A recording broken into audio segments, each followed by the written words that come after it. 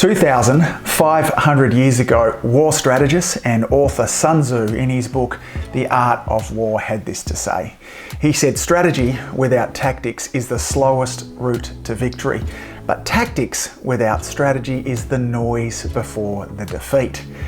Welcome to another snackable version of the Marketing Your Practice podcast. In today's episode, we're going to talk all about the important difference between strategy and tactics. Now, barely a week goes by that I don't have someone reaching out to me wanting to know the latest tactics to attract people from Instagram or Facebook, or the latest tactics to create a patient-attracting video. Now, as Sun Tzu said very eloquently at the beginning of this episode, that when we have tactics without strategy, that is just the noise before the defeat. So tactics without strategy simply doesn't work. Last week I was chatting to one of my coaching clients and he was putting together all of these videos, had these videos to later. He does really wonderful work with pregnant mums and newborn babies there too, and was just about to record all of these videos, but he'd forgotten the important step of taking a step back and working out what his strategy was. Now, strategy describes the destination and how we're going to get there. Tactics are the actual steps along the way. Now, what I want to do in this episode here is, first of all, I want to share some strategies with you, and then we'll jump our way into some tactics that might be helpful in, yes, helping you attract more new patients into your practice, that might be helpful in positioning you as the expert or the go-to authority in your practice. So once we start to understand this journey through here, your tactics will be much more successful. But also, many times practitioners, chiropractors, naturopaths, you guys get stuck just on the strategy as well. And your strategy might be this: I'm going to just attract patients in from word of mouth, or I'm going to just build it and they will come. I'll let the universe take care of this too. Strategies are great, but we need to be following up with some action steps underneath it, because a referral practice, an internal referral practice only, is just a strategy. There are tactics that you have to do to actually bring that into existence. So when I think about strategy, if I can be so cheeky as to suggest that there should be one overarching principle that should be at the very top of the strategy that you're trying to employ, to deploy in your community. And it's just simply this, and you've heard me say it a million times, maybe not a million times, I've said it a lot of times though, and that is this: the more people in your community that know you, like you, and trust you, the busier your practice will be. Now that's a strategy, okay? It's an overarching strategy that says, what I'm going to be trying to be doing is getting more people knowing me, liking me, and trusting me. Now, there are very specific tactics that we have to use in order to get more people to know you, to like you, and trust you. There are very specific steps that we need to take. So we can't just have a strategy without any tactics. Now, once we have that as a foundation, then there's another strategy that I like to kind of piggyback on top of that, and it comes from the great Zig Ziglar. Zig Ziglar had this to say. He says, you'll get everything you want in life if you just help enough other people get what they want. Now, if I look at this as far as a strategy goes, and I wanted to use a one-worder to describe that strategy, it would be generosity. So part of my generosity, or part of my strategy with my marketing, is I'm just going to be incredibly generous. Now, many of you are using those two strategies, but if there's a mistake that you're making with those, is that we try and move too quickly. Now, again, you've heard me speak beforehand that when I think about marketing, I think about it a bit like a dating process. We can't walk into a bar and go up to the first pretty guy or girl and ask them to marry you and expect that to be a successful strategy. We need to start slowly. And the truth of the matter is, with trust continuing to decline, particularly online, it takes longer now than it did 12 months ago for us to build that knowing, liking, and trusting. The other challenge that we tend to have with those first two strategies can be this. Last week I was talking to a mentor or coach of mine, Nicholas, and he said this statement that has really had me think. I've been thinking non-stop about it because it's a big mistake. As soon as he said it, I went, we make this mistake all the time as health practitioners. Here's what Nick had to say. He said, general is the death of all things, and specific is the pathway to success. So when we're thinking about being generous with what we're sharing, we forget this. Nobody out there is really looking for a chiropractor, a naturopath. Nobody's out there looking for a Chinese medicine practitioner. What people are looking for is for solutions to their problem. So we need to stop trying to sell chiropractic and Chinese medicine. We need to stop selling dentistry, stop selling our profession, and start to see ourselves as problem solvers. Now that in itself is part of a strategy as well. But let me dive into that. So let's think about, here in Australia over this last 12 months, we've had a really rough ride with regards to some of the registration bodies, particularly in regards to chiropractors seeing kids. So there's very few people, I would imagine, right now in the community thinking, I need to find a chiropractor for my children. In fact, the media has done a good job pushing them away from that. But I'll tell you what there is in your community. There's probably hundreds of families right now that are asking this question. How do I raise a drug-free, healthy family? And now, what they don't know is that they don't know that you as a naturopath or you as a chiropractor, a Chinese med practitioner, perhaps a holistic dentist, they don't know that you're the solution for that, because they often don't link those two things together. So the way that we link them together is we stop talking about chiropractic and we start creating content. That's a tactic that I'm talking about here, and we'll talk more about that in a moment. We start creating content that actually solves that problem. Now, when we do that, we have a whole bunch more people raising their hand. Now, that's what helps us to be successful. But if we didn't have that strategy overarching it, then we're going about the wrong tactic. Our tactic is that we spend all this time talking about chiropractic or naturopathy, Chinese medicine, those kind of things. Now, I have another strategy here that's also important if you're wanting to see success. And I think not just success in your marketing, but I think success in your practice, success in your life, success in your relationships. And I learnt this 4 years ago, a couple of days before my 40th birthday. My good friend took me skydiving. And when he took me skydiving, I've always wanted to skydive. I'd bungee jumped. I've forgotten how many times I've bungee jumped, but it's probably close to 20 times, maybe even more. I had a good friend of mine who used to work at a bungee jumping place, and often I could kind of call in there on the way home from work and we would do a couple of jumps. We would do the backwards ones, the forwards ones, tandem ones, you name it. I've done numerous different bungee jumps. So I wasn't at all scared about the whole skydiving thing. I was super excited about it. But I started to become really aware of my physiology as I turned up to the skydiving place, and I realized along the way there are a series of commitments, and each of these commitments actually has you taking a step forwards, and they're bigger commitments. The first commitment that you do is you have to fill in all your forms, your name, your details, sign your life away. Next commitment that you need to do is that you need to get yourself changed. The next commitment that I had to do after that was kind of strap myself to some guy behind me. That's quite a commitment. Then after that, we hopped ourselves into the plane. So these commitments are kind of getting bigger along the way. The interesting thing about all these commitments so far is that every one of these commitments that I've taken so far, I could reverse out of. I could back out of them at any stage. I could raise my hand and say, this is not for me. I don't want to do this. And I got to tell you, I had those feelings running through me the whole time. I was so overwhelmed with fear, and I get quite interested in these things. I was watching myself with the fear, and normally I can breathe and calm myself down, but I couldn't even get close to doing it. Now, as those commitments started to grow, the plane leveled out to its proper altitude. The door opened and I watched the first couple of people jump out. And then came the time for this.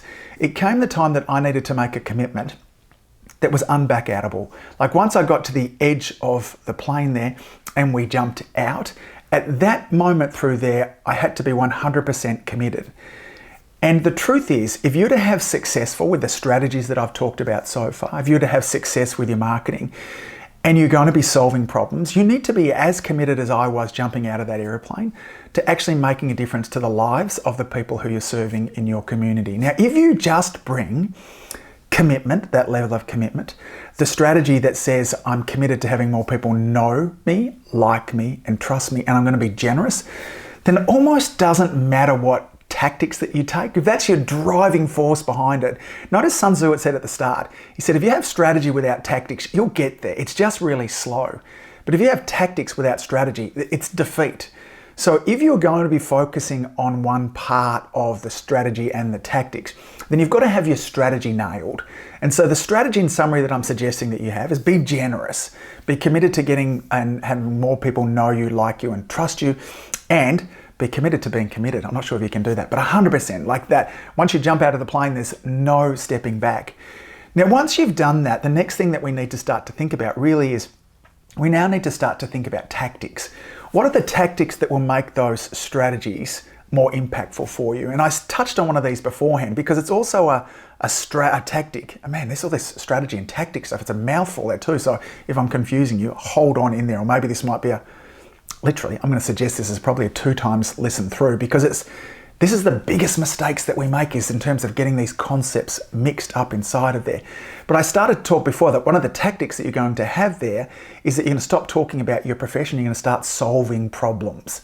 I'm going to be committed to be making the lives of people better. Now, you can't be expected to make the lives of everybody better in your community. So one of the tactics that I'm going to suggest that you do, and possibly whether it be over the next 12 months, excuse me, or whether it be over the next 12 weeks, is just focus on a particular group.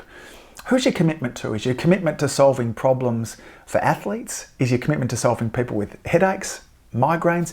Is your commitment to solving problems for mums who are newly pregnant? Now, whoever it is, just commit to focusing on that group. It's the best way to kind of break through the noise. And for many of you, the thought of minimizing things down into just one group can be a little bit overwhelming. It's like, I want to work with lots of people.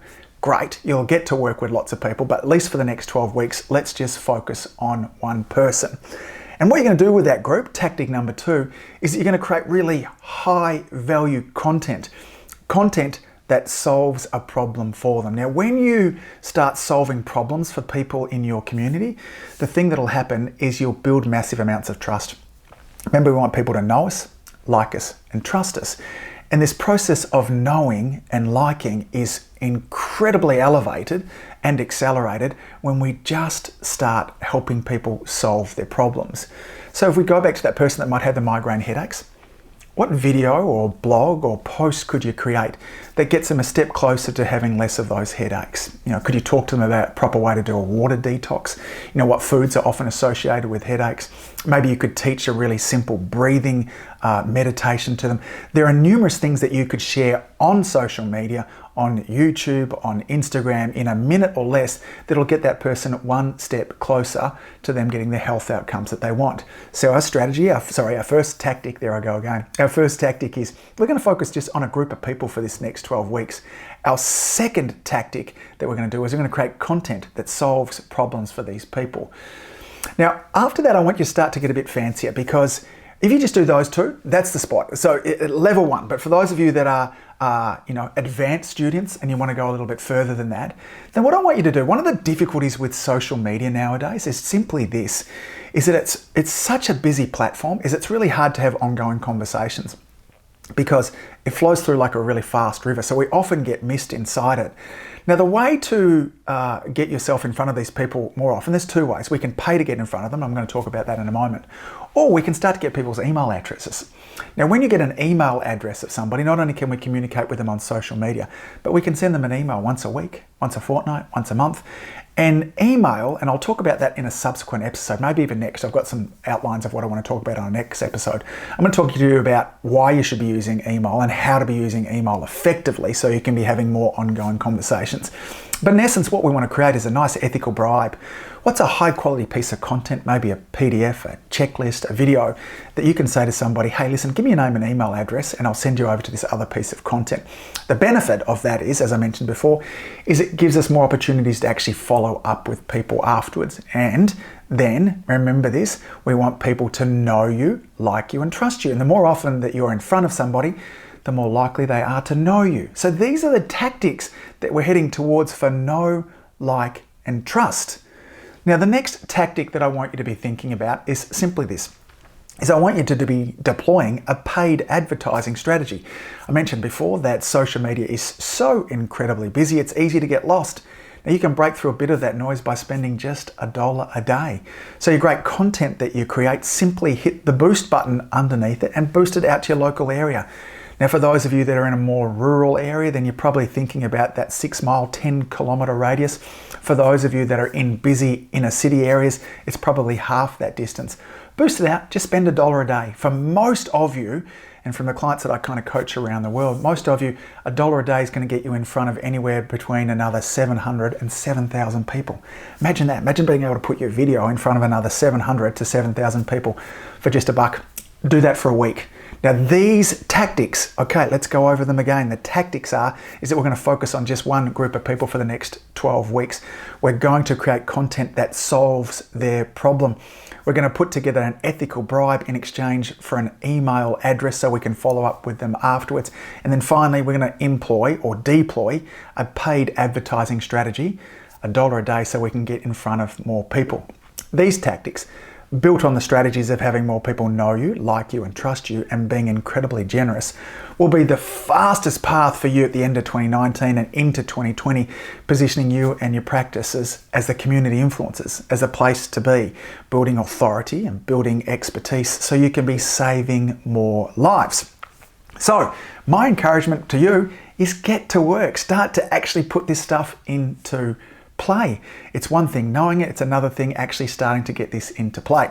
Now, if you've got questions about this, then reach out to me on the social media platforms, in and around the podcast. There's plenty of spots that you know that you can find me so I can help you get this into play for 2020. Now, this episode will be coming out sometime before Christmas, and I'm going to ask something for you. If this is your first episode or if this is your 80th episode and you're enjoying it, can I ask a favor, please? Can you head on over to your podcast platform of choice? Can you give me a rate and a review? The rate and review helps for this simple reason. The more ratings and the more reviews that I actually have, it also really helps me with getting guests onto the show. So I can have high quality guests, so I can continue to make a better show for you also. So one of the things that some of the bigger name guests look at is, what kind of reviews? Is it a good show? How many people watch it? All those kind of things there. And if you can take just 30 seconds to go to your podcast app of choice, give me a rating, give me a review, that will really help me help you even more. So until next time, thanks for all that you do. Keep saving lives. See you next week. Bye. If you enjoyed listening to this podcast, you have to come and check out the Community Influencer Program. It's my monthly coaching program where we take all this material and I'll work one-on-one with you to apply, implement, systematize, and help guide you and your practice to the next level. Now you can join me on over at adiomedia.com/join. That's adiomedia.com/join. I'd love to see you in there.